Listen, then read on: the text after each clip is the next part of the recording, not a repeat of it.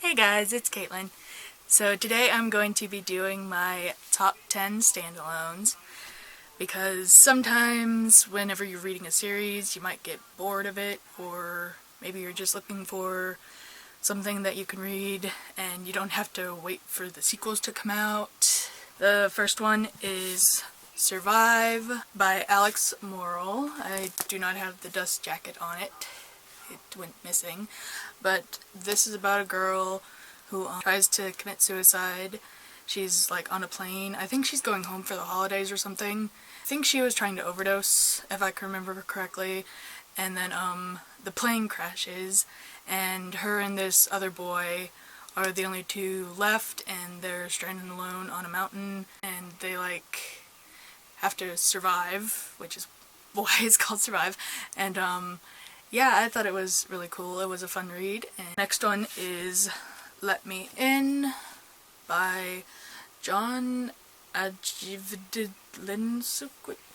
I really don't know how to pronounce that name, but yeah, if you could figure it out. But I read this like a long time ago, so I don't really remember what it's about.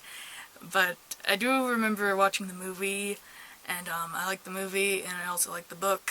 But I think it's about this young boy who meets a girl, and she moves in next to him, and they become friends, and they eventually become more than friends. And he finds out there's like something off about her, because like she only comes out at night, and like they find a body that's missing blood. I liked it. The next one is The Giver by Lois Lowry. This is about a boy named Jonah, and when he turns 12, he is assigned the job as the giver, and he receives memories. I think the first memory he gets is like of a person sledding, and he sees a house and everything is in color, and then eventually he starts seeing color. Like he starts to see that his best friend has red hair, I do believe, and then like he sees a red apple and all that. And then he eventually starts seeing all the colors, and the giver basically like gives him memories of pain and like loss, but then he also gives him happiness and joy and all other kinds of memories. I really like this because to me it kind of shows like what we would be like if we didn't have feelings. That's kind of how I interpreted it and stuff, and like how each of us as individuals are all unique, and it would be sad if we were all like made the same and if everything was perfect. So the next one is Cut by Patricia McCormick, and this touches on like really sensitive topics like suicide and cutting and depression and everything. And it's about a girl called Callie who she cuts herself, and she goes to this institution where she doesn't really talk to any of the girls, and she doesn't want anything to do with them because she doesn't think that she has a problem or anything. She thinks she's fine, that she shouldn't be there. I really liked it, and I read it whenever I was going through the same thing, kind of, and it helped me out a lot. The next book is Speak by Laurie Haltz Anderson. This is about a girl named Melinda who was raped at a party, and she called the cops, and basically everybody hates her and they won't talk to her, and she's afraid to speak out about what happened. But eventually when she does, everything just like I don't know how I'm trying to explain this the best I can. I'm just not very good at explaining stuff, and I'm really sorry. I promise I'll get better. But for now, just bear with me.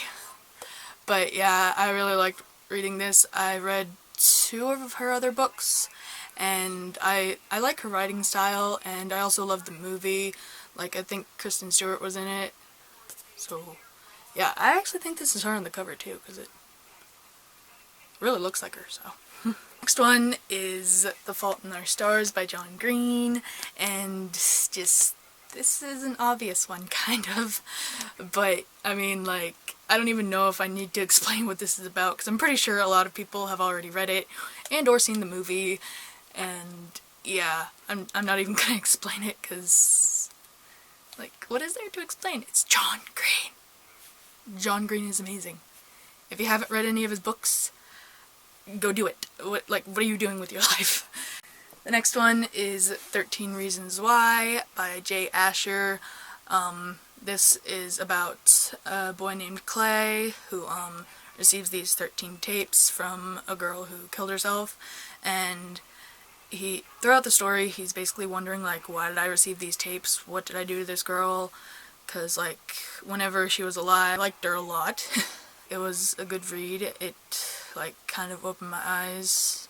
It actually made me cry a little bit. The next one is Catch My Breath by MJ O'Shea. It's about Danny and Elliot, and they audition for this singing competition, and they're put in a band.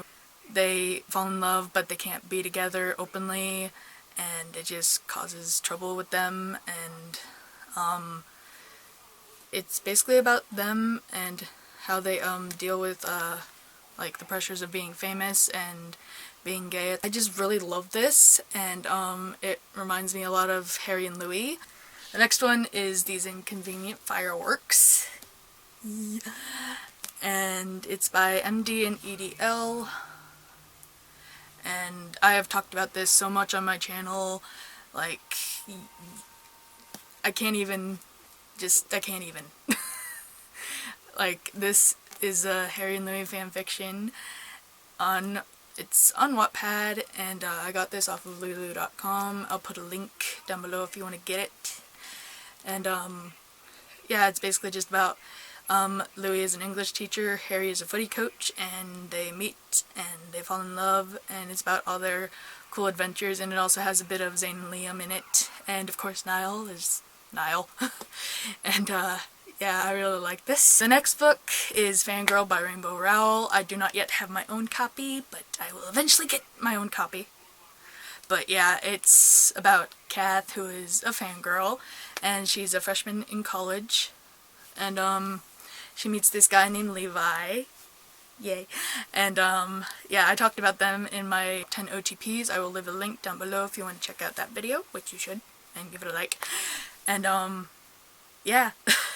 I really love them together, and I love how Levi loved Kath for being a fangirl and didn't judge her for it. So Kath read this series that kind of like gave me a Harry Potter vibe, because it was about these two wizarding boys that would go on adventures together, and she shipped them, and I don't think they were actually together in the original series that she read, but in her fanfiction Carry On they were. And she basically like wrote them like dating, and they were gay and everything, and I thought it was so cool how Levi would actually like want to read this fanfiction of hers, and I thought they were so cute together. So yeah, that has been my top 10 standalones. I hope you enjoyed this video. Give it a thumbs up if you liked it, and don't forget to comment and subscribe for more bookish videos, and I will see you all in the next one. Bye guys!